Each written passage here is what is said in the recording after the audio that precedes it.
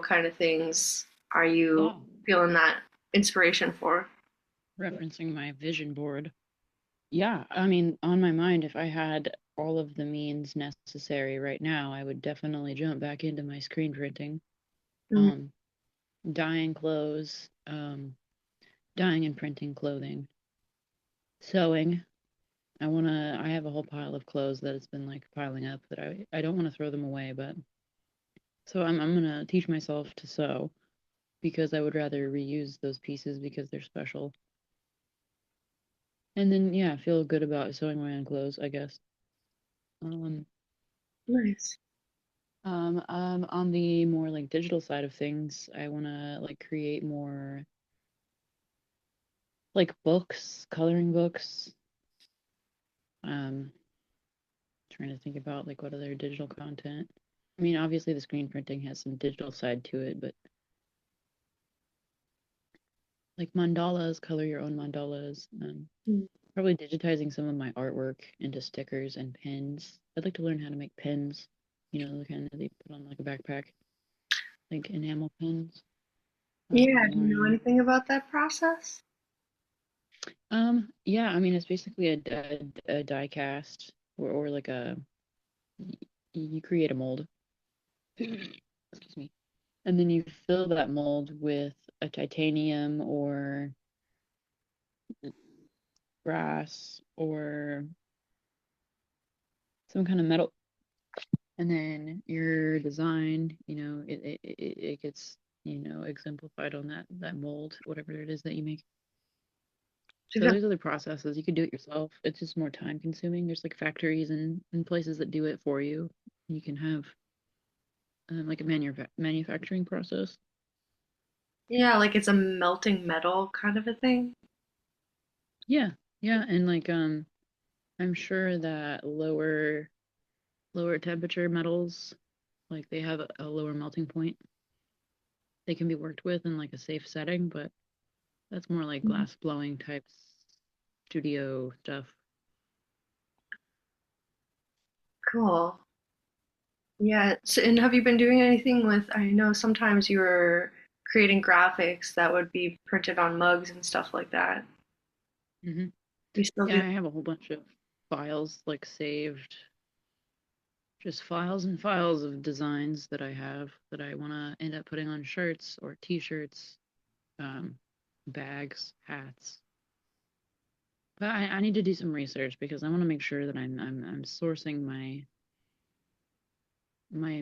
products from a reputable source.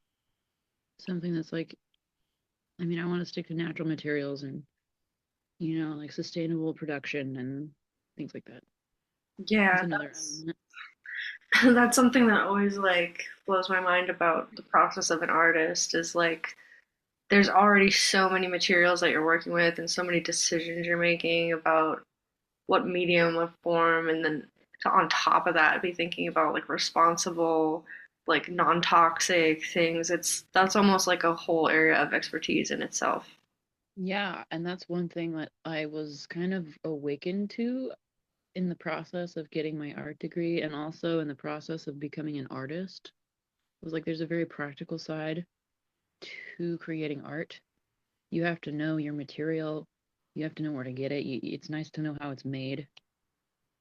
I mean, there's a lot of elements in like also sourcing like products if you're gonna have materials that you're gonna use, you wanna, know about where that stuff comes from so that you're I don't know, you have an integral relationship to it. I don't Yeah. know how to put it into words, but it's also a matter of like knowing how your material behaves. Like if you're working with clay or with concrete, like it cures in a certain way, and there's a certain molecular structure that it has when it's wet versus when it's dry. And yeah, I mean, it's like there's a science behind the art, and there's an art behind science. So it Yeah, just and like even just the innovation, like the potential for innovation within materials and that whole chemical scientific way of looking at it is like alchemical because like when it comes to music for sure there's a lot of different ways to like alter sound and instruments, and like pretty much with writing, you're just, you either have a paper and pen or you have like a laptop and you're typing. It's pretty straightforward as a writer. That's why it's like Yeah. looking at, yeah, looking at that process of the way I've seen even people use some kind of like beads. They're almost like some kind of plasticky, melty beads, and they use One them thing I was as gonna technique. say is with writing, your material is your research and your understanding. It's just like painting. It's like you pay close enough attention to how something behaves, you really get down to the level of its like structure, and then you describe it. Mm. Whether it's music, whether it's art, whether it's writing, you're exemplifying and articulating a certain thing. And like just like looking at something really closely, I mean, writing is like just like painting. You're looking really closely at something, and yeah, you research is one part of the writing aspect, and then like also a scientific artistic combination of things too. It's like the words you choose, but also the truth behind them. Yeah, I know I've heard you talk over the years about different kinds of writing projects or, kind of concepts, ideas that you might want to flesh out. Do you have any off the top of your head that have your attention? Like anything you ever go dive back into your notebooks or like Notes app or Google Docs with ideas? I do have a stash of thoughts, things that I just had on the tip of my mind at the time that I had no one to talk to them about. I feel like a lot of my writings would be like in conversation mostly, but yeah, yeah. I remember one specifically was about like how attention permeates like reality. I don't know how to put it, but like there's a certain thing that happens when you pay attention closely to something. Yeah, I almost kind of see your writing as being like having a lot of potential for audio, like the kind of philosopher mixtape medium, like the Alan Watts, like with a fun music kind of beat behind it. We should just spark a topic, and I will go. We I believe will it. if you can record it and like edit it, I will soapbox rant for hours, and we could split the profit. Whatever happens, man. That's We could do that at the Mentor Mixer, right? Because Just let me go him up there and rant. mastering, you know. Modern religion.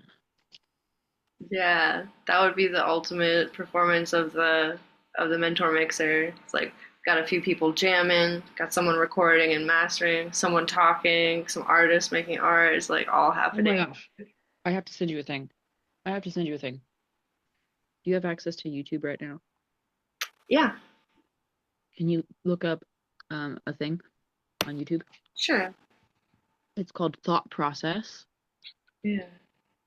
Camp Alderwild, Alder, Alderwild, and it's a show. It's like about an hour long, and it's a live band with a DJ, and they have poetry and part of it, and I think that would be so cool to combine performance arts, live jam bands, and like live poetry, because it's fun to jam, and then like poetry and like rapping is also like a jam, a type of like freestyling creative process. And Yeah. that's a good example of like a live jam band with a DJ, and they're like scratching the records, and it's just like so cool. I really, really just I listened to that thing over and over. It's a good show. Definitely want to hit up Camp Alderweireld at some point. All right. Yeah, I'll definitely check it out. And just like, yeah, it helps me see the vision a little bit clearer too, where it's like Chevy just did a mentor meeting yesterday, and she's a rapper. Like, if we had some kind of jam Oh, going cool. with musicians, we could have Chevy lay down a verse, and then you lay down like a philosopher verse, and I could do like a melody, and it would just be so spontaneous, just the way people feed off each other's creative energy once you get the Yeah. space right. And the lab is a great space for that. Yeah, love that. It's very I refined. wonder if we could have some mural making or I would love to do a mural, like in a space like that. And like continually keep coming back and like have a mural going and then like it would just be a free space where people could jam and then like share, creative energy. And like some people could be like, I don't know, like making art over here. Some people could be sewing. Some people could be like, I don't know, just like a creative open space. Everyone's making something. Yeah, finding the right mix of like disciplines, I think is what's really fun because then you get that multidisciplinary feel, but you can just keep like almost rolling the dice, like which disciplines are we going to put in the room together this time, and what's going to happen as a result is kind of a surprise, you know? And it could be like some nights would be chaos. And then some nights it could come back more structured and be like, okay, from the chaos, what have you learned? What do you want to pull together in this like great harmony that we're all creating together? And it could even be like a freestyle, like everyone goes around and adds the freestyle or something. I don't even know. It could be fun. I feel like that's more of like a young kids, but it could be for young adults or adult game too. Yeah, I got the lab today said what I'm doing with Quantum Mentors kind of sounds like um, singing Cedar's Waldorf School for Adults. And I was like, Yeah. yes, Okay. because they don't have that for adults.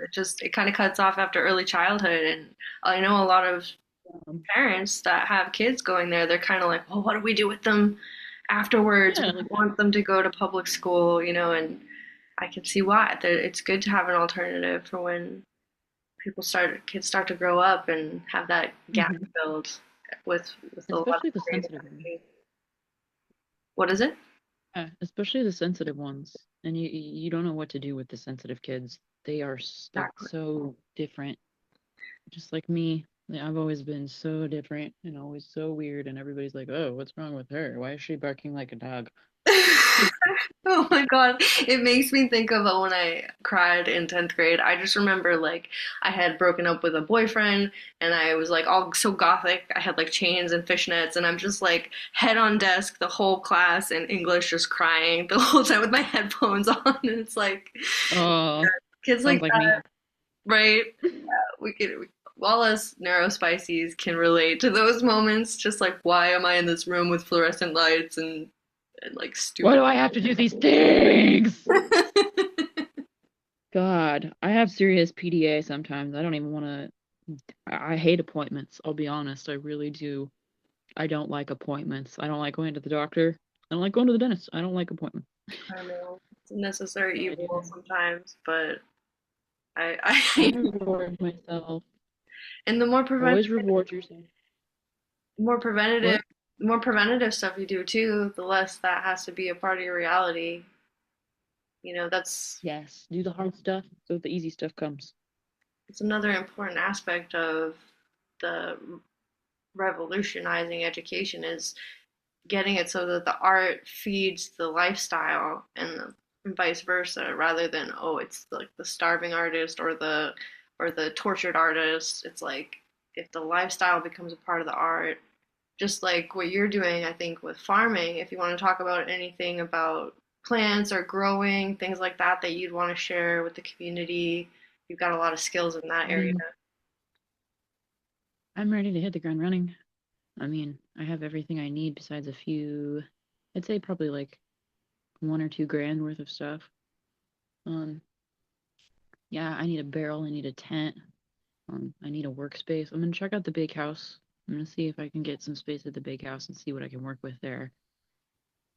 I mean, yeah, I would very much like to get back in the oyster mushroom production. I feel like that's my calling. I mean, that's why I came to Fairfield, why I came for the regenerative organic agriculture program in the first place. Mm. That's kind of where I've always wanted to be.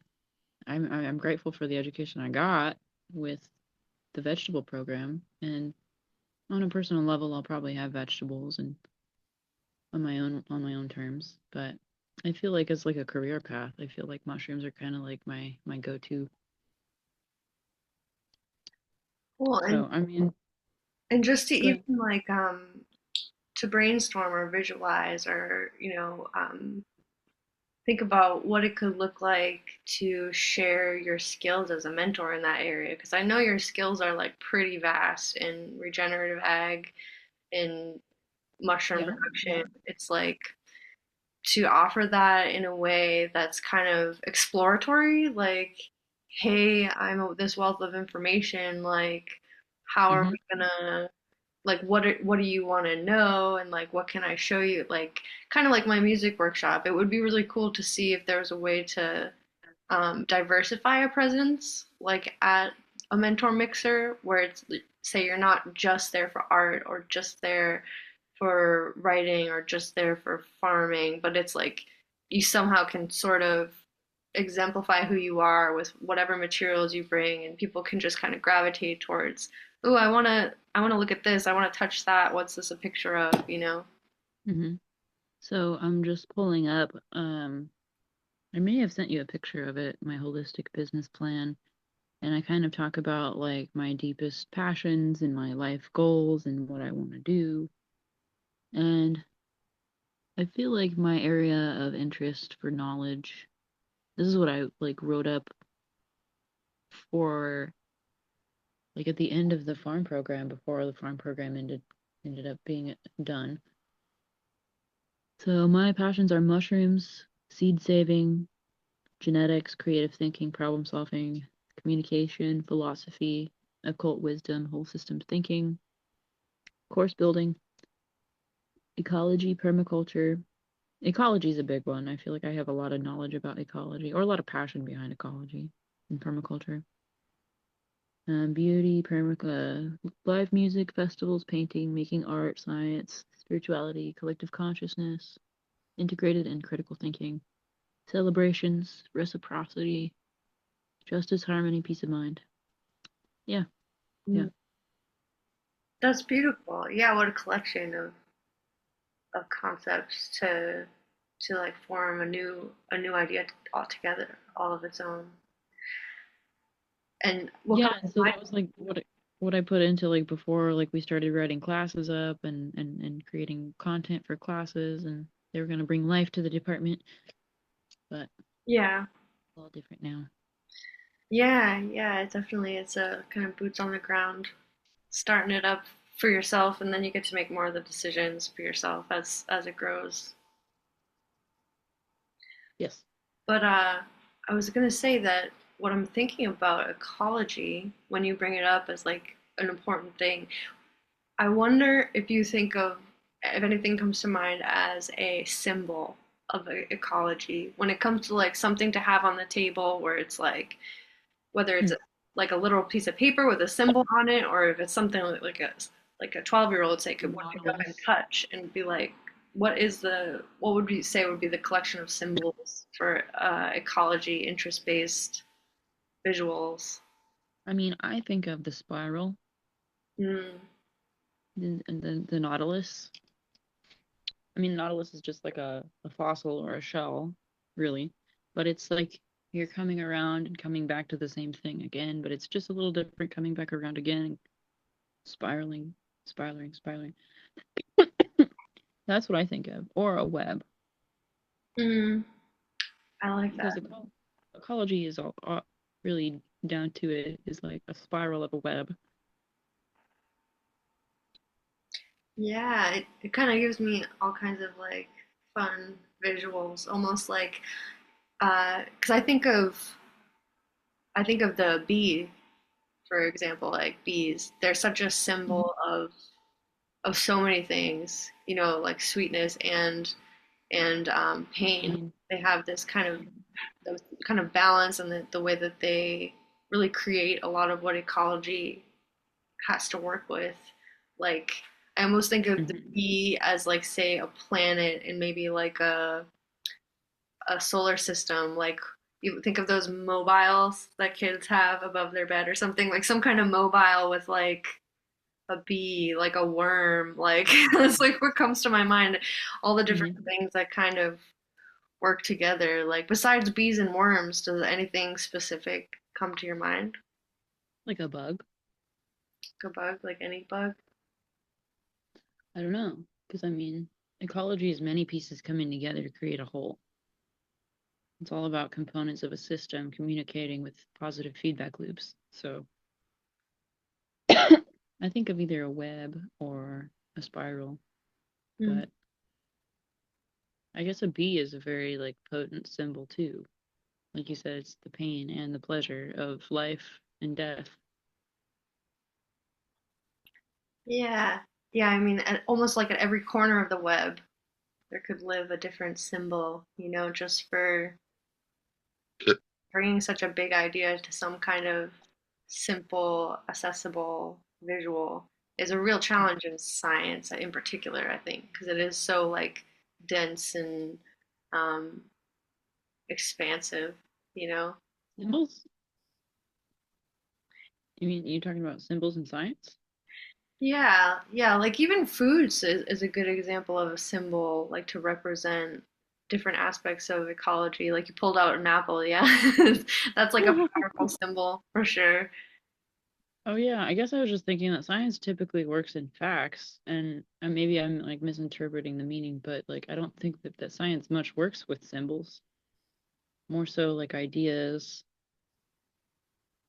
but I mean maybe you were trying to say something else and I didn't understand. But I feel Yeah, like I science. mean, more in that interdisciplinary kind of cross discipline thinking, especially when it comes to mentorship and teaching. It's like to Yeah, hand yeah. someone an apple versus to like tell them an abstract concept. Sometimes it's almost like just an introductory concept into the bigger world. Yeah, like the idea of solid liquids gas or states of matter is one, or like the way that like molecules are structured that creates one thing that was like powerful that I enjoyed in my undergrad was like learning about the way molecules are structured that creates the textures of matter. Hmm. Like what kinds of molecules create the textures of matter? Like why do carbon atoms sit on top of each other the way they do? And like why does that molecular structure create such a strong carbon structure like a tree? Like the lignin in the tree. And you break it all the way down to its atoms, it's like just carbon atoms stacked on each other. I Hmm. don't know. Yeah, there was a couple of really good books I read that we had in my class. It was like very good books. That's cool. Yeah, I could start to see that being accessible, like almost like molecule models, and then like more like tree models, like to see like the things that you can't see and what they make up that you can see would be such a fun visual. Yeah, yeah. And to like visualize everything. I mean, that's how kids learn. I feel like that's not something I fully grasped until it was relevant, like in my education, learning about soil structure. Mm. Clay, why does it behave the way it does? Clay, why does sand behave the way it does? It's just got a different molecular structure. Yeah, and I know I'm excited that Dean is in the spring gonna have more time to be a part of a mentor meeting, and I feel like you Yep. two have so much fun collaboration on I making miss all that Dean. accessible and into projects and things. Yeah, he's a smart guy. He did a whole book on composting and soil science. So he's got really like quite a bit of knowledge on the decomposition process and like creating healthy compost, creating healthy soil. He's got a lot of knowledge in that area. I think he got a soil science certification. Like we got the choice um before the farm was it was done, we got a choice for an educational content and I picked the mushroom course, the low tech mushroom farming course, and he picked like a soil science certification course by Elaine Ingham.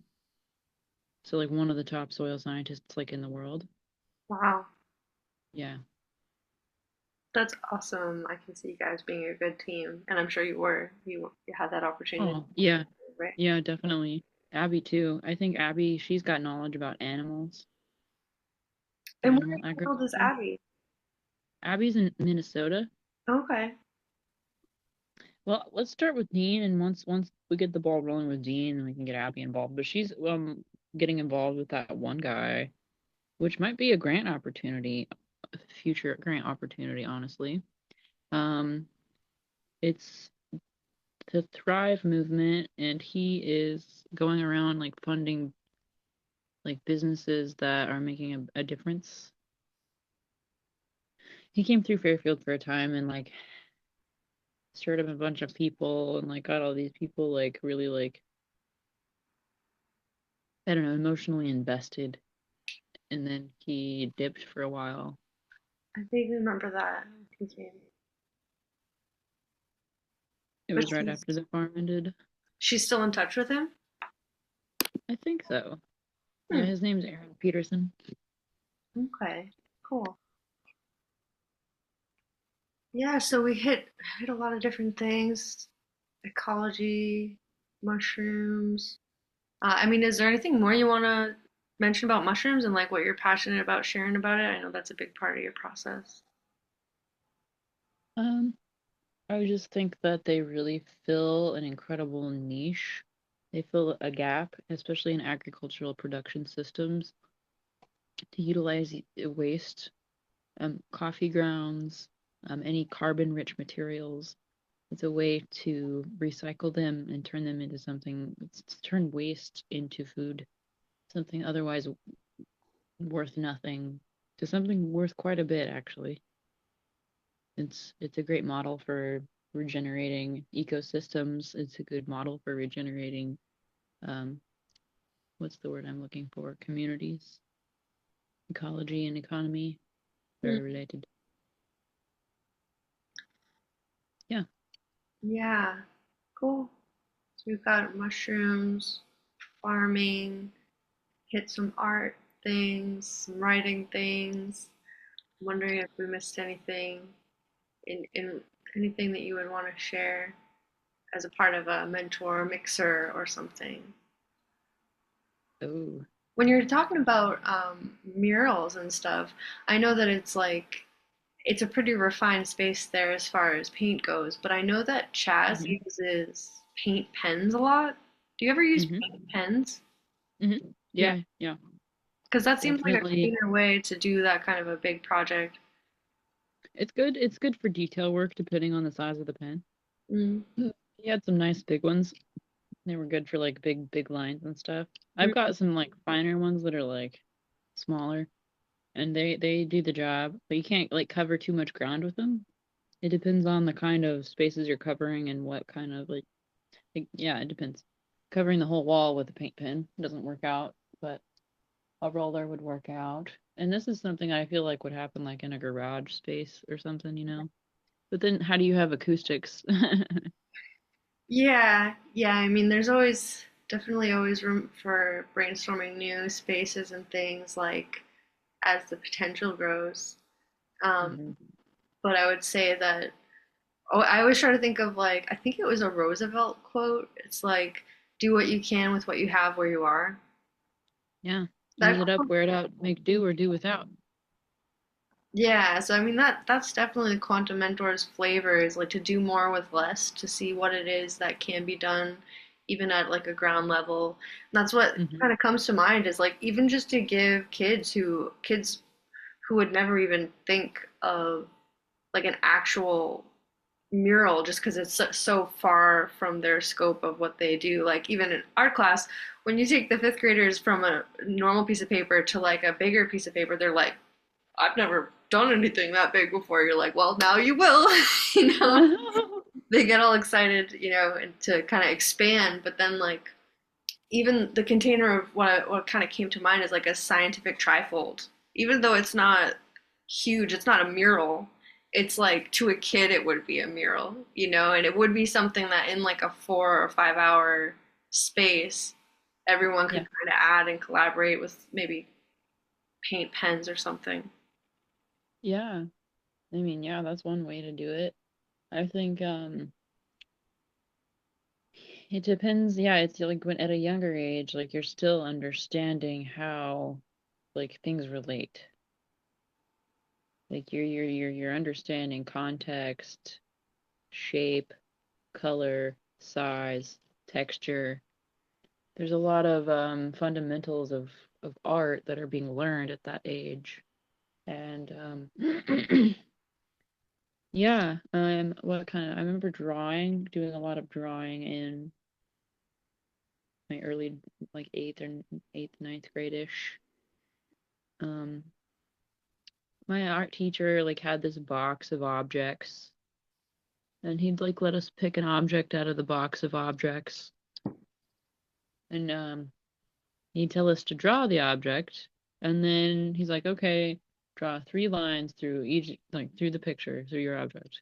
Draw 3 lines through your object, and then he's like, I think I still have this picture actually. In each space, everywhere that there's a space or a shape that's created from those lines, I want you to fill it in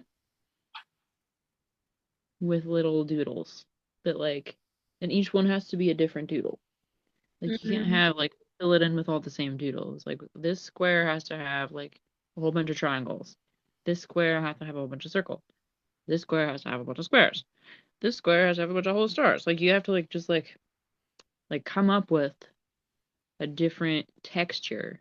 And that was one thing I thought was like really fun was like to challenge myself to come up with another texture or shape or thing to put in there, to like fill the space in. So it could be as simple as something like that on a big scale, where you could get a projector and you yourself could go in and draw an object and draw a few lines through it and be like, okay, we have to color this, but we're not going to color it the same way that we color it. We're going to fill it with a whole bunch of dots. And the dots, have to be this big and they have to be this close together and like whatever.